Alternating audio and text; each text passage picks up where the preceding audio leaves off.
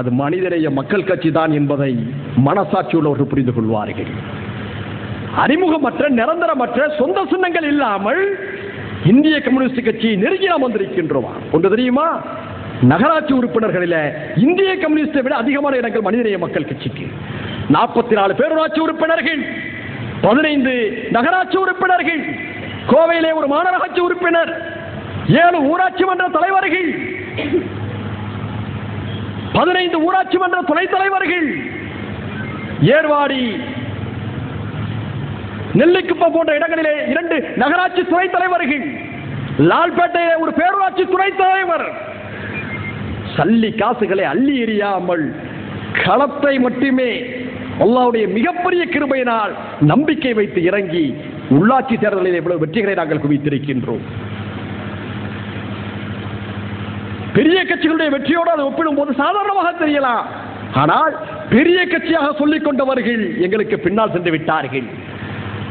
10 தொகுதிகளை திமுகவிடம் கேட்டுப்பட்ட திருமாவளவன் எங்களுக்கு அடுத்த நிலை.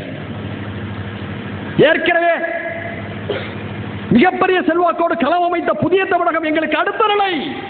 ஒன்று தெரியுமா, புதிய தமிழகம், விடுதலை சிறுத்தைகள் போன்ற மிகப்பெரிய சமுதாயத்தை பின்னணியாக கொண்டவர்கள் கூட நமக்கு அடுத்த நிலை என்பது வேறு விஷயம். அங்கு வென்றவர்கள் எல்லாம் ஒரு குறிப்பிட்ட சமுதாயத்தைச் சேர்ந்தவர்கள். ஆனால் மனிதநேய மக்கள் கட்சியின் சார்பிலே வென்றவர்களிலே 165 பேரிலே 9 இந்துக்கள், 2 கிறிஸ்தவர்கள், 33 பெண்கள்.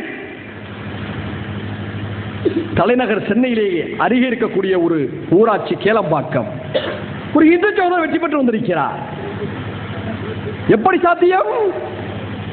பிற சமூக மக்களும் மனிதநேய மக்கள் கட்சியுடைய நாகரிகமான, வலிமையான, நேர்மையான அரசியலை ஏற்கிறார்கள், அங்கீகரிக்கிறார்கள். முழுக்க முழுக்க முஸ்லிம்கள் மட்டுமே நிறைந்த பகுதிகளில் நாங்கள் வெற்றி பெற்று வந்திருக்கிறோமா? முழுக்க முழுக்க முஸ்லிம்கள் நிறைந்த பகுதிகளிலும் வெற்றி பெற்று வந்திருக்கிறோம். உதாரணத்துக்கு இதே மாவட்டம் சேர்ந்த ஏர்வாடி, ஒரே ஊரிலே 4 இடங்களிலே வெற்றி வாகி. கடலூர் மாவட்டம் நெல்லிக்குப்பத்தில் ஒரே ஊரிலே 4 இடங்களிலே வெற்றி வாகி. முழுக்க முழுக்க முஸ்லிம்கள் இருக்கக்கூடிய பகுதிகளிலும் நாங்கள் வென்று வந்திருக்கிறோம். முஸ்லிம்களும் இந்துக்களும் ஆடக்கூடிய பகுதிகளிலும் வென்று வந்திருக்கின்றோம். முஸ்லிம்கள் மிக மிக குறைவாக இருக்கக்கூடிய பகுதிகளிலும் வென்று வந்திருக்கின்றோம். எங்களுடைய வெற்றி பரவலான வெற்றி, நியாயமான வெற்றி, அனைத்து தரப்பாலும் அங்கீகரிக்கப்பட்ட வெற்றி. ஆக முஸ்லிம் சமுதாயத்துக்கு மத்தியிலே ஒரு அரசியல் கட்சியை நாங்கள் நடத்துகிறோம் என்று சொன்னால் தெளிவான திட்டமிடலோடு, அறிவார்ந்த சிந்தனைகளோடு, அனைத்து தரப்பு மக்களுடைய உணர்வுகளை புரிந்து கொண்டவர்களாக நாங்கள் களப்பணியாற்றிக் கொண்டிருக்கிறோம். அதுதான் உள்ளாட்சி தேர்தலிலே நாங்கள் பெற்ற வெற்றிக்கு மிக முக்கிய காரணம். வெற்றி பெறுவதெல்லாம் வெற்றியாகிவிட முடியாது. அந்த வெற்றி எப்படியெல்லாம் கிடைத்தது, யார் யார் மூலமாக கிடைத்தது, யார் யாரெல்லாம் அதில் பங்களிப்பாக இருக்கிறார்கள், அது முக்கியம். காரணம், நாம் அதாவது முஸ்லிம்கள் ஒரு விஷயத்தை தெளிவுபடுத்த வேண்டும். என்னவென்று சொன்னால், முஸ்லிம்களை பற்றி ஒரு கடுமையான மோசமான விமர்சனம் ஒன்று உண்டு. அது ஓரளவு உண்மை. என்னவென்று சொன்னால், அவர்கள் நிறைந்திருக்கக்கூடிய பகுதியை மட்டுமே ஒட்டுமொத்த இந்தியாவாக கருதிக் கொள்வது. தங்களுக்கு வெளியே நாடார்கள் வாழ்கிறார்கள், யாதவர்கள் வாழ்கிறார்கள், தேவர்கள் வாழ்கிறார்கள், தலித்துகள் வாழ்கிறார்கள். அவர்களையும் உள்ளடக்கிய அரசியலை செய்தால்தான் நீண்ட கால வெற்றிக்கு அது துணையாக இருக்கும் என்பதை பரவலாக புரிந்து கொள்ளாத ஒரு அறியாமை நிலவிக் கொண்டிருக்கிறது. அந்த அறியாமைக்கு நெருப்பிலிட்டுதான் இல்லை இல்லை பல இன மக்களையும் உள்வாங்கும் அரசியலை நாம் முன்னெடுத்தால் மட்டும்தான் நீண்ட கால வெற்றியை, சமுதாயத்துக்கு நிரந்தர நன்மைகளை தரக்கூடிய வெற்றியை ஈட்ட முடியும் என்ற வகுப்பினை இந்த மக்களுக்கு நாம் எடுத்து வருகிறோம். ஒரு குறுகிய பார்வை நமக்கு நாமே ஏற்படுத்திக் கொண்டு ஒரு குறுகிய கிணத்தில் மட்டுமே நீச்சலிக்கக்கூடியவர்களாக நாம் இருக்கக்கூடாது. பறந்து விரிந்த தேசத்திலே வாழ்ந்து கொண்டிருக்கிறோம். பல்வேறு இனங்களுக்கு மத்தியிலே வாழ்ந்து கொண்டிருக்கிறோம். கிறிஸ்தவர்களையும் அரவணைத்தால்தான், தலித்துகளையும் அரவணைத்தால்தான், பிற்படுத்தப்பட்டவர்களையும் அரவணைத்தால்தான், மிகவும் பிற்படுத்தப்பட்டவர்களையும் அரவணைத்தால்தான் நேர்மையான எதிர்பார்க்கக்கூடிய அரசியலை செய்ய முடியும். காரணம், ஏற்கனவே நம் சமுதாயத்துக்கு தீவிரவாத முத்திரை இருக்கிறது. எவ்வளவுதான் நன்மை செய்தாலும் அடுத்த ஒரு பேப்பர்ல போட்டுருவான், இந்த ஊரில் இந்த இடத்தில் முஸ்லிம் தீவிரவாதி கைது. நேற்று வரை நாம் செய்த மனிதாபிமான உதவிகள், நேற்று வரை நாம் செய்த இரத்த தான உதவிகள், நேற்று வரை நாம் செய்த கல்வி உதவிகள் அனைத்து பின்னுக்கு தள்ளப்பட்டு தீவிரவாத செய்தி ஒட்டுமொத்தமாக இடம் பிடிக்கக்கூடிய ஒரு நிலையை பார்க்கிறோம். அப்படிப்பட்ட ஒரு காலகட்டத்தில் பறந்து விரிந்த பார்வை கொண்ட அரசியலை முன்னெடுத்தால் மட்டும்தான் இத்தகைய அவதூறு பிரச்சாரங்களை நம்மால் முறியடிக்க முடியும். எல்லா களங்களிலும் எல்லா நிலைகளிலும் நம்முடைய கரங்கள் இருக்க வேண்டும். முஸ்லிம்கள் அவர்களுடைய பிரச்சனைகளை மட்டுமே பேசக்கூடியவர்கள் அல்ல, நாட்டுடைய பொது தளங்களில் நின்றும் களப்பணியாற்றக்கூடியவர்கள், பொது தளங்களில் இருந்து கொண்டு உறுதியாக நிற்கக்கூடியவர்கள் என்பதை நிலைநாட்டும் அரசியலை தான் மனிதநேய மக்கள் கட்சி செய்து கொண்டிருக்கிறது.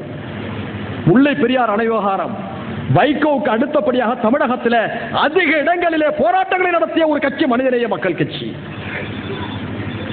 மற்றவர்கள் சடங்குக்காக ஆங்காங்கே நடத்தி இருக்கலாம், ஆனால் மதிமுகவுக்கு அடுத்தபடியாக அதிக இடங்களிலே போராட்டங்களை நடத்திய ஒரு கட்சியாக மனிதநேய மக்கள் கட்சி இருக்கிறது. சமரசமின்றி அதில் நம்முடைய கருத்துக்களை பதிவு செய்கிறோம்.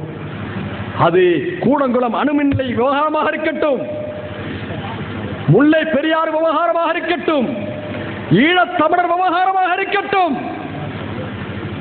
அல்லது சர்வதேச பிரச்சனைகளாக இருக்கட்டும், எல்லாவற்றிலும் நம்முடைய கருத்துக்களை ஆழமாக பதிவு செய்கின்றோம். ஒரு மனிதநேய மக்கள் கட்சியுடைய நிர்வாகி இருக்கிறார் என்று சொன்னால் அவர் லிபியாவின் அரசியலையும் பேச வேண்டும், முல்லை பெரியாரின் அரசியலையும் பேச வேண்டும், பல்கலைக்கழகத்தின் சிக்கலையும் தீர்த்து வைக்க வேண்டும், சாலையோர மக்களுடைய போராட்டங்களையும் புரிந்து கொள்ள வேண்டும். அப்படிப்பட்ட பன்முக ஆற்றல் கொண்டவனாக நம்முடைய தலைவனும் தொண்டனும் இருக்க வேண்டும் என்ற பார்வையிலே எமது செயல்பாடுகள் இருந்து கொண்டிருக்கின்றன. அதனால்தான் நாங்கள் எந்த அணிக்கு செல்கின்றோமோ அல்லாஹ்வுடைய மிகப்பெரிய கிருபையினாலே அந்த அணியிலே உறுதியாக நின்று வெற்றிகளை நாங்கள் குவித்து வருகிறோம். நாங்கள் இருந்தால்தான் வெற்றி என்று நாங்கள் மமதையில் சொல்லவில்லை. நாங்கள் மிக சரியாக திட்டமிட்டு இப்போது சமுதாயத்துக்கு எதை செய்ய வேண்டும், இப்போது எந்த அணியில் இருந்தால் சமுதாயத்துக்கு நன்றாக இருக்கும், அதை புரிந்து அரசியல் செய்ய வேண்டும். காலம் முழுக்க கருணாநிதிக்கு தான் ஈமான் கொண்டுங்கிற அரசியல் ஒரு காலத்தில் நாங்கள் செய்ய மாட்டோம். காலம் முழுக்க ஜெயலலிதாவுக்கு தான் ஈமான் கொண்டு இருப்போங்கிற அந்த மட்டமான அரசியலை நாங்கள் ஒரு காலத்தில் செய்ய மாட்டோம். எந்த பயணத்தில் எந்த குதிரை இப்போது சரியாக இருக்கும், அந்த குதிரையில் பயணம் செய்தால் சமுதாயத்தை சரியான முறையிலே உதவிகளை பெற்றுக் கொடுக்க முடியும் என்ற அடிப்படையில் தான் எங்களுடைய வியூகங்களை நாங்கள் அமைத்து செல்கின்றோமே தவிர குருட்டுத்தனமான அடிமை அரசியலை நாங்கள் திமுகவிடமும் செய்வதில்லை, அதிமுகவிடமும் செய்வதில்லை. ஜெயலலிதா அவர்களோட கூட்டணி வைத்தோ, ஜெயலலிதாவை ஒரு மாபெரும் தலைவி என்று சொன்னோமா, ஜெயலலிதா வந்துவிட்டால் தமிழ்நாட்டிலே பாலாறும் தேனாறு ஓடும் என்று சொன்னோமா, அந்த நேரத்தில் கருணாநிதி குடும்பம் அடிக்கக்கூடிய அந்த பகல் கொள்ளைக்கு எதிராக ஒரு மாற்று தீர்வு வேண்டும், ஆட்சி மாற்றம் அவசியம். அந்த பொதுமக்கள் கருத்திலே நாமும் கலந்தோம். எடுத்த முடிவு சரியாக இருந்தது. ஜெயலலிதா வழக்கம் போல் தன் வேலையை காண்பித்தார், பதவி ஏற்பு விழாவை புறக்கணித்து விட்டோம். அதெல்லாம் ஒரு ஆளுமை வேணும். அதாவது சில முடிவுகளை எடுப்பதற்குங்க ஆளுமை வேணும். பெட்டைத்தனமான சிந்தனைகளோடு அடிமைத்தனமான புத்திகளோடு இருப்பவர்களுக்கு அத்தகைய ஆளுமைகள் வராது. இந்த சமூகத்துக்கு இதுதான் சரி என்று சொன்னால் அதை துணிச்சலோடு முடிவெடுத்து அறிவிக்கக்கூடிய அந்த வல்லமையும் ஆளுமை இருந்தால் தான் அதெல்லாம் சாத்தியமாகும். செல்வி ஜெயலலிதா அவருடைய பதவியேற்பு விழா உடனடியாக புறக்கணிச்சோம். நாங்கள் அந்த சமயத்தில் 2 இடங்கள் பெற்ற மகிழ்ச்சியை விட அந்த புறக்கணிச்சோம் பார்த்தீங்களா, அங்கதான் எங்களுடைய எழுச்சி அமைஞ்சிச்சு. எல்லாரும் என்ன சொன்னா, நீங்க ஜெயிச்சது ஒரு வகை மகிழ்ச்சியா, அந்த அம்மாவை அதே கட்சியோட எழுத்திக்க பார்த்தீங்களா, பாய்காட் பண்ணி பாருங்களா, நீங்க எங்கேயோ போயிட்டீங்கன்னா. முந்தா நாள் வரை திமுகவோடு கருத்து வேறுபாடு கொண்டிருந்தவர்கள் கூட எங்களை என்ன சொன்னா, என்னதான் இருந்தாலும் இது போன்ற கட்சி உங்களால தான் முடியும். வேடிக்கை தெரியுமா, நாங்கள் புறக்கணித்து விட்டோம்.